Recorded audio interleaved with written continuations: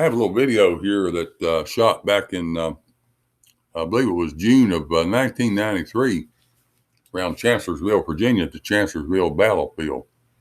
And anyway, I'm sure things have changed around there a whole lot since then. But happened to be over in the area, going on a little fishing trip, and stopped by there on the way over, headed over to the Rappahannock River. And anyway, I'm not going to get into a lot of detail here about the Chancellorsville campaign. There's some markers on here, and you might be able to see those markers and read them if you pause your video there if you want to get some good information there. But what had happened, General Hooker, who was the commander of the Army of the Potomac, the Northern Army, had just been appointed to take over that position.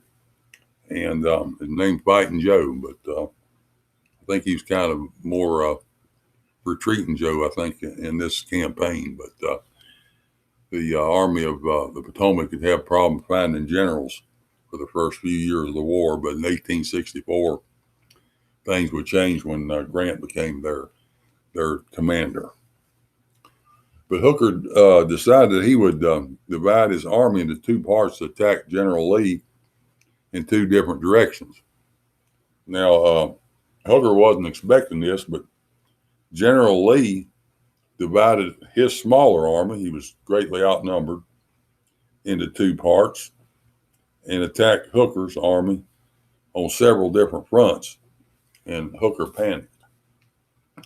So this goes on, for a few days. And Stonewall Jackson launches a surprise attack on Union forces. And there was a night attack going on by Stonewall Jackson, which was usually unheard of during the Civil War.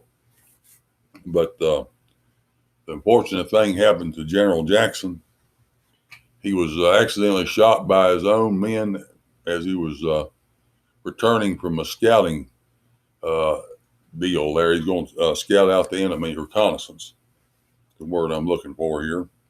And he was accidentally shot by his own men and wounded, and he lost his left arm and have it amputated. And General Lee said that General Jackson lost his left arm, but I have lost my right arm. So this would be proved to be a very hard blow for the South to overcome. Of course, General Jackson lived a few days, and then he died. I believe pneumonia is what killed him. He was actually making a little bit of a recovery. They thought he was going to pull through, but the pneumonia took him out.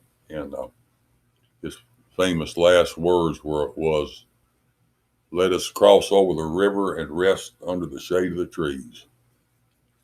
So this was a very large battle. There was around 155,000 troops, as I think I said this earlier, engaged on both sides, and a lot of casualties there.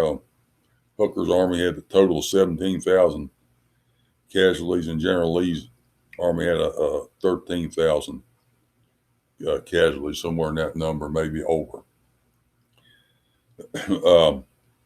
I believe that General Hooker's had a few less wounded and a few less killed than General Lee, but a lot more wounded, and actually a lot more missing.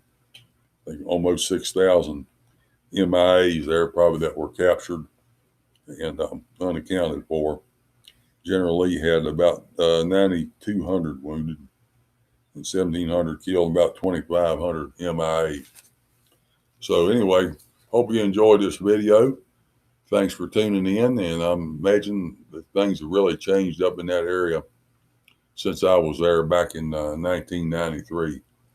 But it covers quite a bit of ground. Of course, you got the Battle of Fredericksburg nearby, and the Wilderness Campaign in Spotsylvania, and all that. So if you love the Civil War, that would be a good place to go if you are a Civil War enthusiast. I'm sure none of us love war, but we like to read about history and learn about it. Thanks for tuning in. Hope you'll tune in again for another video.